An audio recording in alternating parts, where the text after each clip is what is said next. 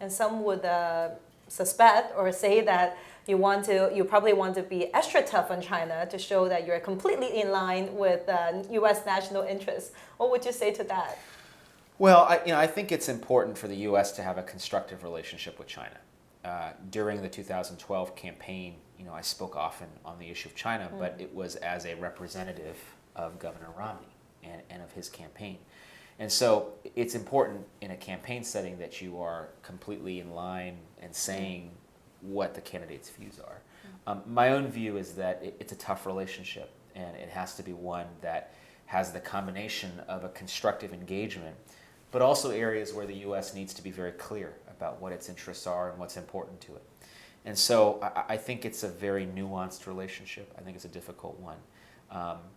My sense is that I have great sympathy for what Taiwan has been able to, I have great admiration for what Taiwan's been able to accomplish. I also have sympathy for the challenges that government has now. But ultimately, I think the Sino-U.S. relationship is incredibly important to the future of both of our countries. Can we interpret it as a lot of what you said during the Romney campaign was more campaign rhetoric rather than really a view? Well, it was certainly, I think it was a point of view. It was Governor Romney's point of view, not necessarily always my point of view. But it's hard in a campaign because things get very heated very quickly. And the rhetoric a lot of times can be maybe a little bit beyond what you're comfortable with in a different setting. And so I think that's one of the things one has to be careful of in U.S. politics. I think that, to Governor Romney's credit, he always was able to keep it in a reasonable level. But there are some U.S. campaigns that go way over the edge when it comes to China bashing and things like that. Yeah, I think many in China don't understand why there's always a wave of China bashing, especially during presidential campaigns. What was the fundamental understanding behind that? Well, the reality is, in many parts of the United States, China isn't very popular. There's a perception that jobs are being lost to China. There's a perception that we're losing in an economic battle with China. And I think those are sentiments that are very real amongst people in some parts of the U.S.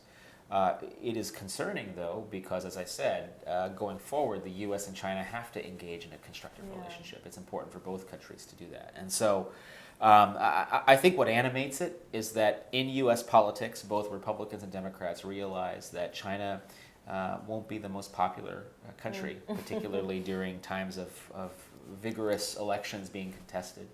And so I think there's a desire to speak to that during campaigns.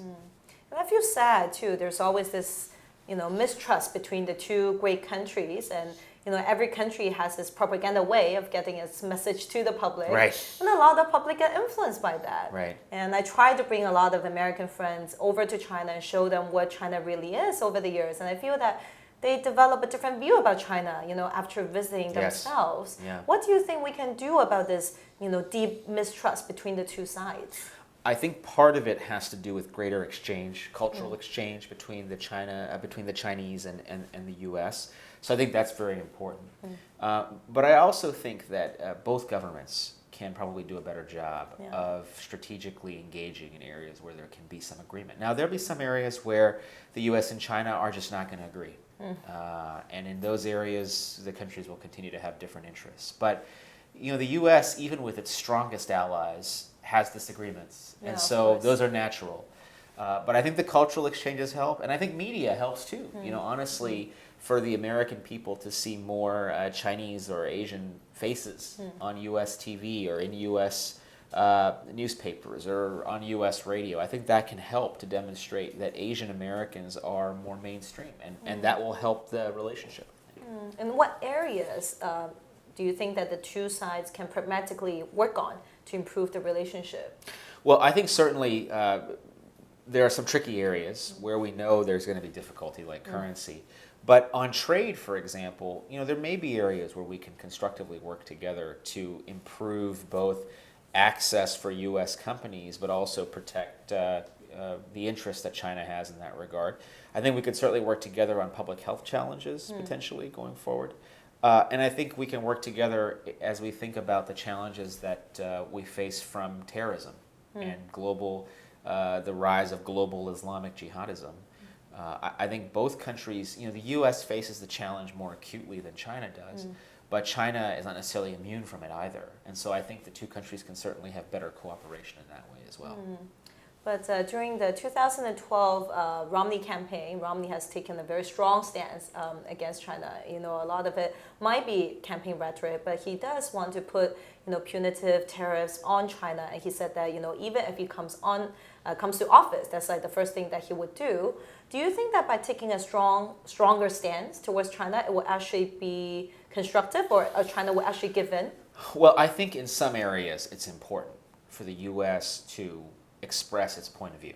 And it may be the case that that doesn't necessarily constructively work in terms of moving the relationship with China forward, but the U.S. has got to express its point of view, because if it doesn't, then there may be a misunderstanding, or there may not be clarity on where the U.S. stands.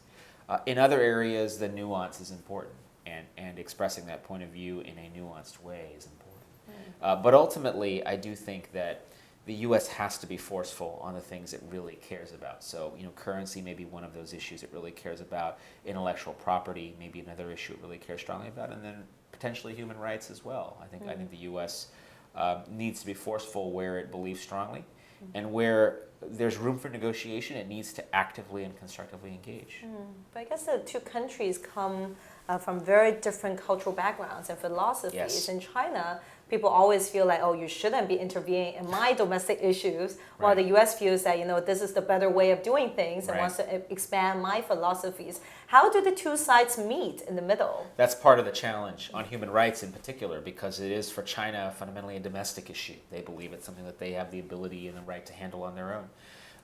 For the U.S., though, it's part of the promotion of the values that Americans care about. And one of those values is respect for human life, and respect for the freedoms that individuals have to express themselves.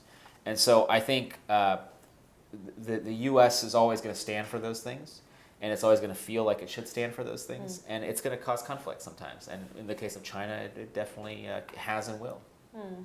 And Xi Jinping, after he came to power, he came up with this new notion of a new model of great power relations between the U.S. and China. And a lot of people interpret it as that he wants equal footing of China with U.S. on the international stage. Even though the world is large enough, is the U.S. prepared to share the world stage with another country? Well, I think the U.S. has to realize, and I think it does, that it is a world stage where increasingly there are competing philosophies and competing ideals. China is a great economic power, and it has been for some time now. And I think the U.S. certainly recognizes that.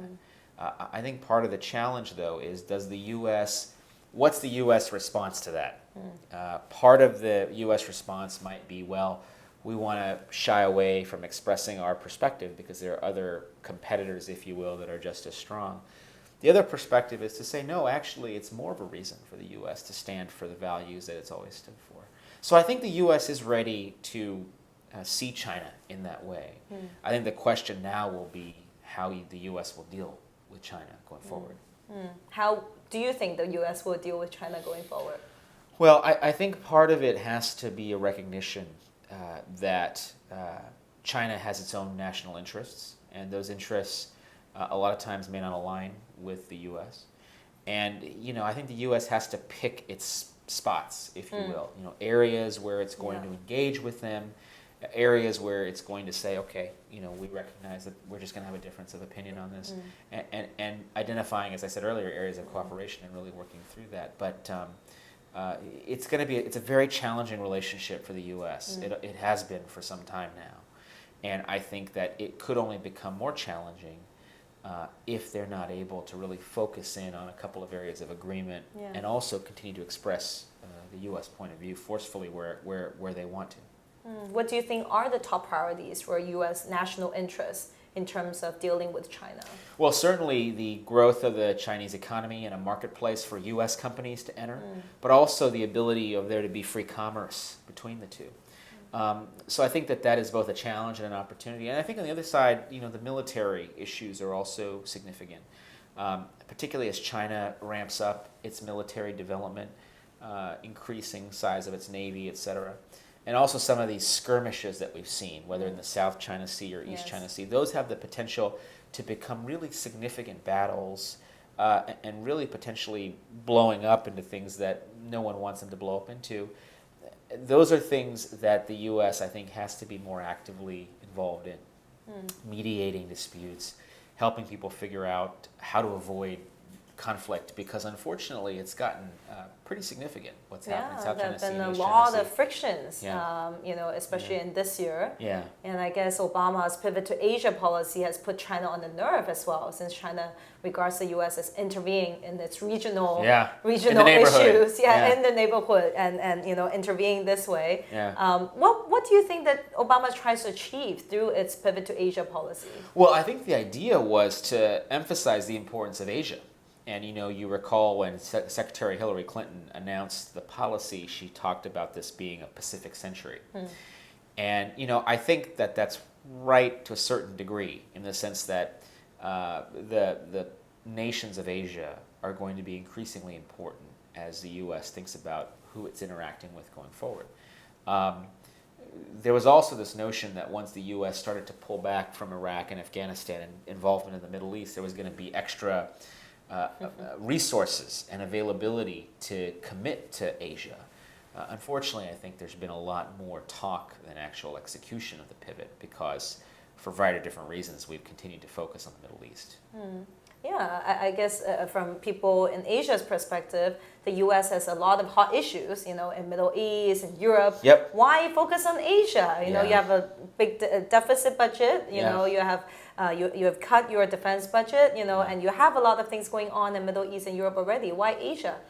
Well, there's a sense that economically the future of the U.S. is largely tied to the future of Asia, whether it's China, whether it's traditional markets like Korea and Japan, or new markets like Thailand and Burma and Vietnam.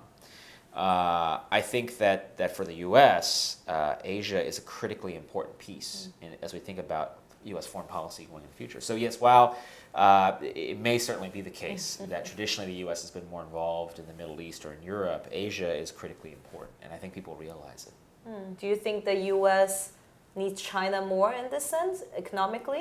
I think in some ways, the relationship with China is such that they do have the upper hand in some ways when it comes to the economic situation, which is not to say that the U.S., the future is hopeless in terms of being able to regain some balance in that relationship. I just think that, unfortunately, with the U.S. economy continuing to stagnate relative to where I think it should be, it's difficult. I think China has really gained the upper hand in a lot of ways when we think about the economic interaction with the U.S. So from the Chinese perspective, economically, they think that they have the upper hand, Yeah. and the U.S. is intervening in the neighborhood, as you said.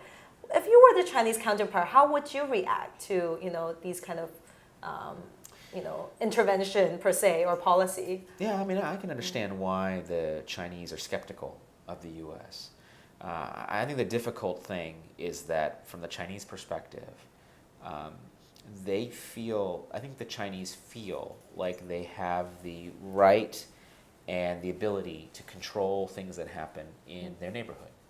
And the U.S. is perceived as being someone who's meddling in things that they really shouldn't be meddling in. The challenge from the U.S. perspective is that I think the U.S. feels like they have definite interests in supporting allies like Korea and Japan in the region, in continuing the economic development in the Southeast Asian area, but also ensuring freedom of commerce and navigation in the seas. And so those are all values that are very important to the U.S., and I don't know, maybe both sides need a better understanding of what the other is trying to accomplish. Yeah, this sort of, when you look at Asia now, it looks like a 19th century, old strategic rivalry kind of scene, rather than the 21st century, new model of great power relations in a sense. So it's quite dangerous in a sense. Oh, absolutely. I mean, if you go back to what's happening in the South China Sea with some of the skirmishes around the Scarborough Shoal and other parts of other islands and things like that, and then what's happening in the East China Sea as well, those do have the potential to really animate a severe conflict between great powers. And one hopes it doesn't, but I think it takes more active engagement on the part of the United States than we've seen thus far.